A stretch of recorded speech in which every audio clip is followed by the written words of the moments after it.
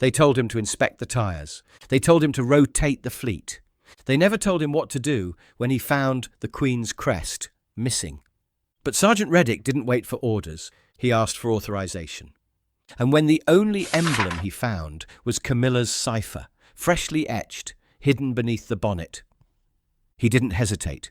He locked down the limousine, he filed the breach, and when Queen Camilla came to reclaim her vehicle, it wasn't a standoff, it was a statement.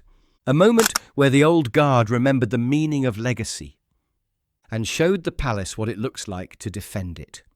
Now, before we show you the torn crest and the 5 words that shattered Camilla's defiance, tap subscribe with the bell icon turned on and drop a comment telling us where in the world you're watching from. Because in this story, the emblem wasn't lost. It was taken, and today it was returned.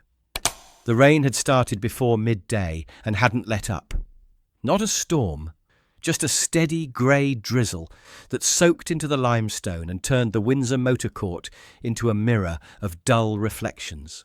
Sergeant Callum Reddick stood under the eastern portico, arms behind his back, watching the ceremonial fleet rotate through post-inspection. 11 years walking this courtyard, long enough to know the rhythm. Arrivals logged, boots wiped, vehicle tags confirmed, visual checks completed. Every detail mattered here, not because someone was watching, because someone once had. That afternoon the flow broke. A black limousine pulled in from the south access lane. Crown Standard 704, front plate misted with road spray, tyres slick from wet tarmac. It wasn't due until 5:30. It had arrived just after 4. Reddick's eyes moved to the valet manifest, clipped to his belt. No pre-clearance, no retrieval order. And when he moved closer to inspect the windscreen, he saw a cleaning slip tucked behind the glass. The initials on it weren't from Windsor Fleet. They belonged to someone else. He circled the car slowly. Right rear panel clean. Driver's side mirror adjusted off angle. But when he reached the bonnet, his boots stopped moving. Something was missing. Where the late Queen's personal crest had always sat, a hand-forged enamel shield with the split-cross crown and the royal cipher, there was only a jagged void. The mounting bolts were still there, but the base plate had been torn away, paint scored in rough lines. Adhesive residue still glistening faintly in the rain. Not old damage, not maintenance. This had been ripped off, recently. Reddick lowered himself slightly, inspecting the edges. The shape had been pried outward. Whoever removed it hadn't even covered the marks properly. They just tried to clean around them. He lifted his radio calmly. Fleet Control, this is Sergeant Reddick at Bay 3. Confirm if Crown Standard 704 received authorization for emblem replacement. Static. A pause, and then a voice, uncertain. Negative, Sergeant. Nothing logged on that vehicle. Wasn't even due in today. Reddick didn't reply. He just looked back at the bonnet, rain beading on the bare metal where something sacred once sat. This wasn't about a car, not here. That emblem had been placed by order of the late Queen herself during the reclassification of sovereign transport after her Platinum Jubilee. Its removal wasn't cosmetic. It was erasure, and someone thought no one would notice. Reddick exhaled once through his nose. Slow, controlled. Then he turned back toward the security post, already reaching for his inspection gloves. Something had been done that shouldn't have been done. And it wasn't leaving this courtyard without answers. Dash, dash, dash. Reddick waited for the drizzle to thin before moving again. He stepped forward, slower this time, more deliberate. Rain pooled along the bonnet's edge, and the emblem's absence looked worse the longer he stared at it. Raw, wrong. He unclipped his inspection gloves and popped the bonnet latch with a quiet snap. The hood lifted smoothly and the scent of fresh solvent hit him immediately. Not the kind used by fleet engineers. This was synthetic. Imported. Something masking polish beneath it. He adjusted the lamp affixed to the hanger post and swept it once across the insulation lining. There. Near the front left bracket, neatly affixed behind a felt panel with a strip of industrial tape, was a small silver clasp. Its shine caught the light like a mirror flash. Nothing about it was aged, and etched across its surface, clean and centred, were two letters. C.R. Camilla Regina. Reddick's jaw locked. The engraving lines were sharp, machine cut. No patina, no archival tone. The clasp hadn't belonged to a legacy vehicle. It had been manufactured recently, installed privately, hidden just well enough to fool the untrained. He leaned further in, adjusting the felt slightly. Another object slid loose behind the grille, a folded slip of heavy paper clipped at the edge with a red tab. He unfolded it carefully. Red Line Automotive, Private Commission, Knightsbridge, off record. No upload.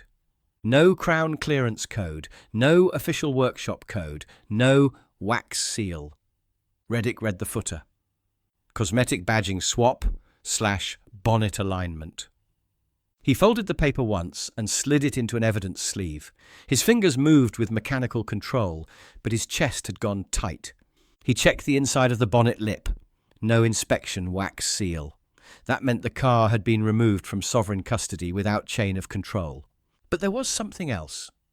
Reddick ran his gloved finger along the inner edge of the bonnet frame, where the paint met the insulation.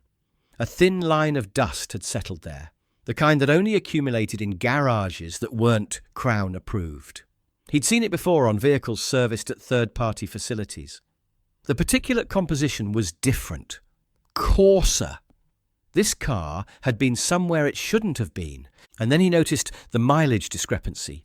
The trip computer showed 347 miles since last service, but the service sticker on the door jamb, placed there by Windsor Fleet just 8 days prior, showed the vehicle at 12,894 miles. The current odometer read 12,996, 102 miles in 8 days.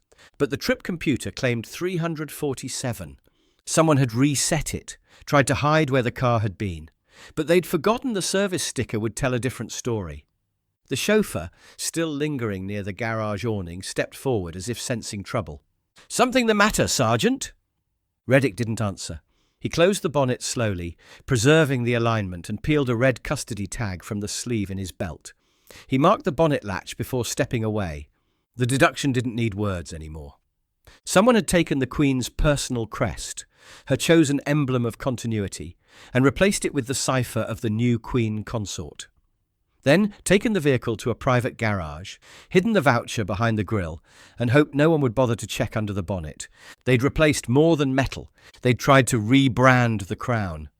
Reddick looked back at the car one more time, rain sliding down the windscreen like something weeping. He wasn't done, but this vehicle was. Dash, dash, dash. The drizzle slowed to a faint mist. Reddick's boots left dark, even prints, as he crossed the courtyard toward the inner fleet office, a glass-walled room overlooking the motor pool. The hum of generators filled the space, low and constant. He shut the door behind him. Water dripped from the brim of his bearskin cap. The room smelled faintly of oil and coffee. He set the evidence sleeve on the desk, unrolled his duty log, and keyed his radio into the internal network. "Fleet Command, this is Sergeant Reddick. I am initiating a custodial hold on Crown Standard 704. Unauthorized modification and external service indicators present." A beat of silence. Then a voice crackled through, clipped and uncertain. "Sergeant, we've had informal notice from consort channels. Something about Emblem modernization. Might be part of that." Reddick kept his voice level. "Informal notice isn't authorization, sir. Not for sovereign assets." Another pause. He could hear paper rustling, a chair creaking. Then quieter. "Just tread lightly, Reddick. These aren't simple fleet politics anymore." He clicked the mic off without replying. The meaning was clear. Leave it alone. He stared at the logbook for a long moment, the rain outside reflecting in its plastic cover. Then he wrote in slow block letters, "Crown Standard 704, detained under Ordinance 9, unauthorized modification of legacy asset." He signed it, time-stamped it, initialed the margin. When he looked up, Corporal Hayes, a younger guard fresh from Sandhurst rotation, stood in the doorway. "Sir, the driver's asking when he can pull out." Says Her Majesty's due back in London by 1600. Reddick slipped the pen behind his ear. He won't be pulling out anywhere until inspection's complete. Hayes hesitated. You think she knew? Reddick closed the logbook softly. If she didn't, someone wanted it to look like she did. He crossed to the locker wall, withdrew the custody seal kit, and motioned toward the far hangar. Together they rolled the vehicle inside, away from windows and courtyard view. Reddick placed the ignition key in a steel safe, turned the latch, and sealed the compartment with an embossed tag bearing his initials and timestamp. As he stepped back, he affixed a single red stripe diagonally across the limousine's door handle, the unmistakable mark of frozen custody. Hayes exhaled softly. You'll catch heat for this, Sergeant. Better heat than rot, Reddick said. Outside, the rain began again, soft, relentless, and knowing. Dash, dash, dash. Evening drew down over Windsor in shades of silver and slate. The courtyard lights flickered on, casting long reflections across the wet stones. The air smelled of diesel, rain, and something older, polish and history mingling in the quiet. Reddick stood just inside the hangar threshold, clipboard in hand, when the sound of approaching heels broke through the hum of generators. Measured, sharp, purposeful. Queen Camilla emerged from the archway, an aide following close behind, umbrella held high. The lamplight caught her face in pale relief, controlled expression, eyes fixed straight ahead. She didn't slow as she approached the sealed limousine. Her voice came before her shadow reached him. Why is my car locked? Reddick straightened, boots snapping together. Vehicle detained, pending inspection, ma'am. Modification, inconsistent with archival design. Camilla stopped a few paces from him. You're detaining the Queen Consort's limousine. He didn't flinch. Securing the late Queen's property, ma'am, until authorization is verified. The aide blinked, uncertain. Camilla's gaze sharpened, studying Reddick's posture. Upright, expression unreadable, eyes forward. She took a step closer. That's a bold decision, Sergeant.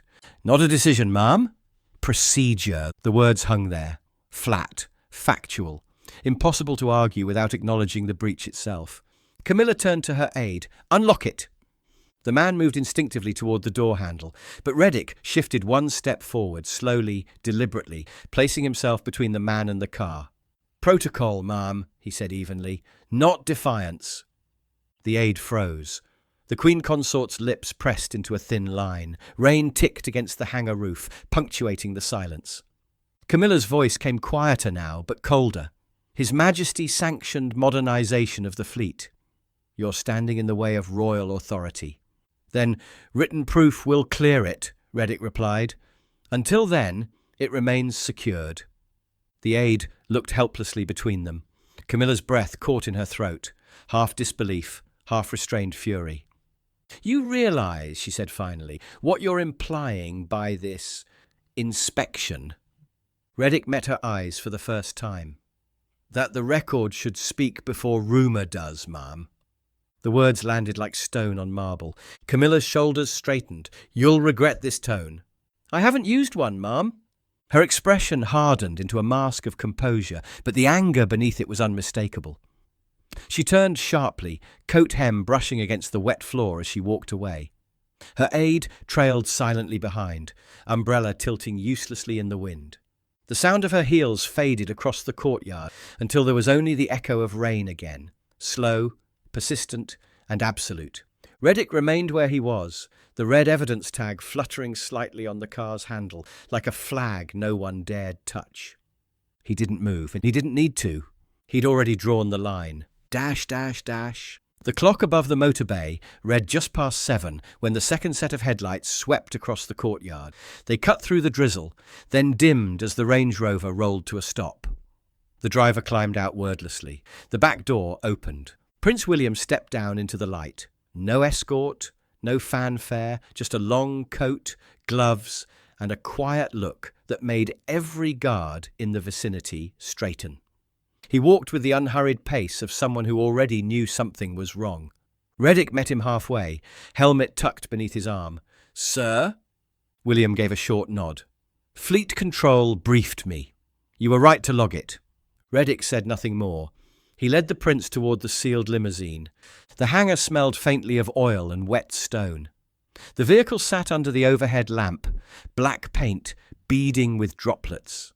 The red evidence stripe cut diagonally across the door like a wound. William stopped beside it, scanning the tag, then glanced at Reddick. "Show me." Reddick lifted the bonnet. The latch clicked, the hood rose, and the lamplight fell across the torn emblem mount. William leaned closer, tracing one gloved finger along the scored metal. His voice was low. "She used to touch this before every procession." He paused, still looking at the torn mounting points. "The last time I saw her do it was the Jubilee. We were waiting in the courtyard. Same spot you're standing in now. The car was ready. Everyone was ready. But she walked up to the bonnet, placed her hand right here and said, 'This one's mine. Not the crown's. Mine. I chose it. I placed it. And when I'm gone, it stays exactly as I left it.'" William's jaw tightened. She didn't mean the metal. She meant what it represented. Continuity. That some things don't get rewritten just because someone new sits in the chair. Reddick handed him the small silver clasp found beneath the lining. The CR engraving caught the light. William's jaw set. She thought changing paint colours was modern. Not this. Reddick produced the folded voucher. William opened it carefully, reading the header. "Red Line Automotive," he murmured. "They've never touched Crown assets. Not even clearance." He looked up, eyes sharpening. "Unauthorized modification of a sovereign vehicle. That's Crown breach." Reddick inclined his head. "Confirmed, sir." Vehicle was serviced off record. Emblem removed. Rebadging attempted. William exhaled slowly, hands clasped behind his back. The pause stretched, heavy but controlled. Then he said, quietly but with finality, "Seize the limousine. Lock it under Custodial Breach Protocol." Reddick replied without hesitation. "Understood, sir." William turned toward the hangar exit, his silhouette cutting through the beam of white light. Behind him, Reddick peeled the new evidence tag from its roll, the thick red band bearing his signature, and pressed it across the driver's door. The adhesive crackled faintly against the wet metal, sharp, decisive. In that silence, it sounded like a gavel striking wood. Dash, dash, dash. The seizure log was still warm with fresh ink when the first whispers started. Fleet staff moved quieter than usual. Mechanics from Bay 2 drifted toward the edges of Hangar B, not close enough to crowd, but near enough to see the red tags sealed across the limousine's handles. By the time Reddick stepped outside to retrieve an evidence pouch, 2 clerks from the transport registry were murmuring by the coffee unit. They stopped talking the moment he passed. Everyone knew. No one asked. He returned to the hangar with his gloves already on. The lights overhead hummed, diffused by moisture clinging to the glass. Across the polished floor, Prince William stood near the passenger side rear, coat folded over one arm, watching. Reddick moved to the boot. "Let's see what else they didn't log," William said quietly. Reddick gave a single nod and released the latch. The boot rose with a soft creak. Inside, folded beneath a pale linen cloth, was a small black box. He lifted it gently. When he peeled the cloth back, both men went still. There, resting in the velvet lining, was the Queen's emblem, bent. The stem wrenched from its base. Enamel chipped along the lower edge, gold flaked near the rim. It hadn't been removed with care. It had been forced off. The rain outside sounded louder all of a sudden, like it too had something to say. William stepped closer. "That was the one from 1973, he said, voice almost too soft to hear. "The split-cross crown. She had it hand-painted. Told me it wasn't for the country to see, it was for the guard." Reddick held the emblem beneath the lamp.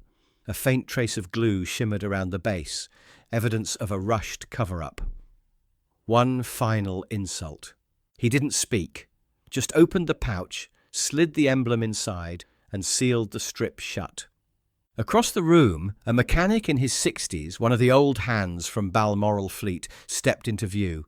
His voice came quietly. "They brought it in at night, Sergeant. Told us no photos of the chassis. said not to scan the parts. Reddick turned. "Who told you?" The man hesitated, glanced toward the open courtyard. "Didn't catch names. Just an aide from Her Majesty's office. Paperwork wasn't on file." William looked over. "That's tampering under Crown law," he said flatly, "and concealment of sovereign property." The mechanic lowered his head. "Didn't feel right." "But I wasn't in a position to say so." "You just did," William replied. Reddick labelled the evidence pouch, signed it, and applied the official insignia, legacy asset, reclamation. The act felt heavier than any order he'd given all day, because now it wasn't just the emblem they were recovering, it was everything it stood for. Dash, dash, dash. The rain had thinned to a silvery mist by the time word reached the main corridor. "She's coming back," someone whispered near the stables.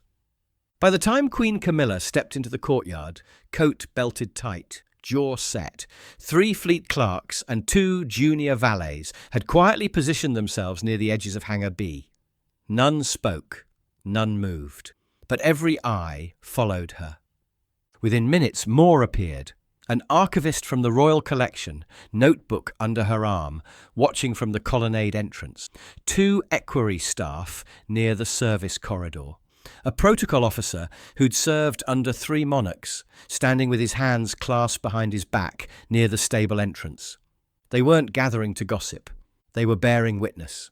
In an institution where nothing was truly forgotten, where every action became part of the permanent record, whether written or not, presence was documentation. These people would remember. They'd remember what was said, what wasn't said, who stood where, who walked away. And 30 years from now, when someone asked what happened the day the emblem was torn off, they'd remember a guard who didn't move, a prince who didn't blink, and a queen consort who couldn't make either of them look away. She didn't glance at them. Her gaze went straight to the limousine, now boxed in behind red velvet stanchions and flanked by 2 Coldstream guards at either end. Evidence tags spanned each door. A sealed pouch sat on a steel table nearby, visible, deliberate. She stopped 4 paces from the car. "Who authorized this charade?" Her voice carried sharp as ever, but behind it there was a new edge, less confidence, more calculation. Prince William stepped out from the side bay. He didn't raise his voice. "I did." Camilla turned sharply to him. "This is outrageous. You're humiliating me in front of palace staff." William's posture didn't change. "No, ma'am. I'm protecting the integrity of a legacy vehicle until it's restored. You're overreaching. That emblem was out of date. This was a modernization. The king supported it." William's eyes didn't waver. "There's no written authorization. There's no logged chain of custody. And the Queen's crest was torn off without oversight, then hidden in the boot." He stepped closer. "What part of that looks like modernization?" Camilla's gaze flicked to the staff standing silently behind him, their hands clasped, shoulders still. "The emblem belonged to the old reign," she said slowly. "It was time for something new." William's jaw tightened. "Modernization isn't vandalism." She crossed her arms. "So I'm not allowed to evolve the symbol of the monarchy." "You're not allowed to erase it," he said quietly. A longer silence followed. No one moved. Even the guards posted to the limousine stood perfectly still. Camilla's voice dropped lower. "You think I don't deserve a symbol?" William looked at her fully now. His words were quiet but final. "Symbols are earned, not taken." The sentence echoed. "Not off walls, off the people around them." Camilla scanned the space once more. Not a single staff member would meet her eyes. She exhaled sharply, turned on her heel, and walked out the way she came. The aide, trailing behind, didn't speak. Neither did anyone else. Only the red seals on the doors remained, fluttering slightly in the mist. And Reddick, standing just beyond the velvet line, unmoved. He didn't need to say a word, and he already had. Dash, dash, dash. The courtyard emptied slowly, as if the rain itself had chased everyone back indoors. Only 3 figures remained. Sergeant Callum Reddick, standing guard near the sealed limousine. Prince William, coat still damp at the shoulders. And a junior guard, waiting near the evidence pouch with a service kit. William approached the table. He didn't touch the pouch. He didn't need to. "Get the emblem reattached," he said. "Tonight." Reddick nodded once. "Original bolts are intact. No damage to the base frame. It'll fit the way it always did. Do it under watch. Record every turn." A second guard emerged from the hangar shadows, camera mounted on a stabilizer rig, silent as he approached. William had ordered the Crown Custodial Recording Unit, rarely used but authorized when the act itself became part of the archive. 2 more guards flanked the scene. Reddick snapped on nitrile gloves. He took the pouch, unsealed it, and retrieved the late Queen's enamel crest, split-cross crown, fine royal blue rim, filigree around the edges worn soft by decades of ceremonial procession. The moment he held it, the drizzle seemed to still. He laid out a cloth mat on the bonnet, each tool placed deliberately: bolts, alignment bracket, torque wrench. Then, with the camera rolling, he began. William watched in silence. Reddick worked with the kind of care usually reserved for diffusing explosives, because in a way, that's exactly what this was. Every movement documented, every angle recorded. This wasn't just repair work, it was proof that what had been done could be undone. That erasure had limits. He cleaned the mounting points first, removed the residue carefully with a lint-free cloth and archival solvent. The scored paint around the holes would remain, evidence that wouldn't be hidden. Then he aligned the emblem, checking it against the faint outline still visible in the clear coat where it had sat for decades. The first bolt clicked into place, then the second. Reddick used a calibrated torque wrench for the final tightening, exactly 42 Newton meters, the specification recorded in the 1973 Royal Household Technical Standards for sovereign insignia mounting. Not 41, not 43, 42, because some things weren't done approximately.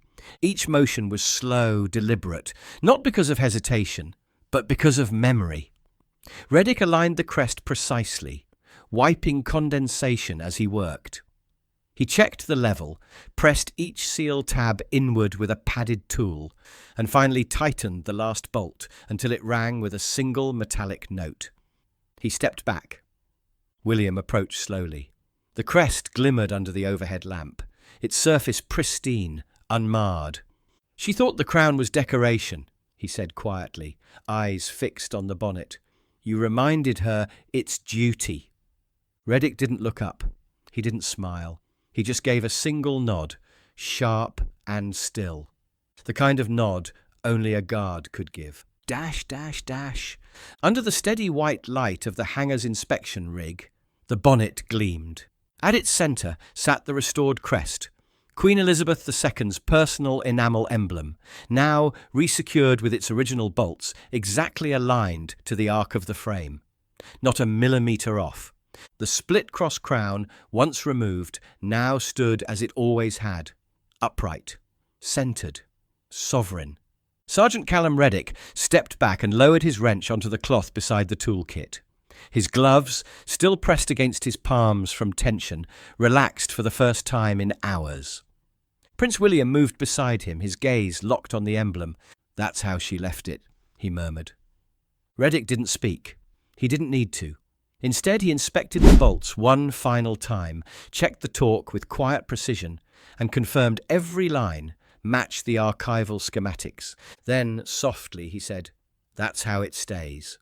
The 2 men stood shoulder to shoulder, soldier and sovereign, watching the reflection of the crest shimmer across the curved surface of the bonnet. For a moment, neither moved, neither spoke.